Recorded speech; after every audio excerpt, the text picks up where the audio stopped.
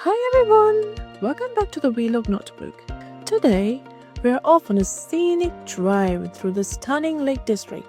Look at those mountains, the chilly air, the mist, and that open view.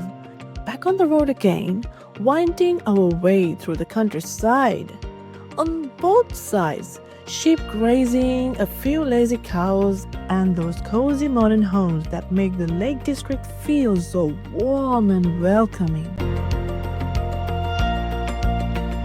Then we spotted something magical. A tiny island of trees floating quietly in the middle of Ullswater in Lake District. So of course, we had to stop again. My daughter was having the time of her life, tossing stones, listening to the ripples, and just soaking up her shoes in the water. The view here is unreal.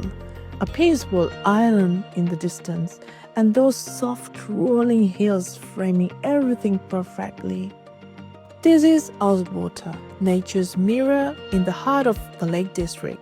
If you enjoyed this little iconic escape, don't forget to hit subscribe and explore more vlogs with me. The Vlog Notebook. Bye for now!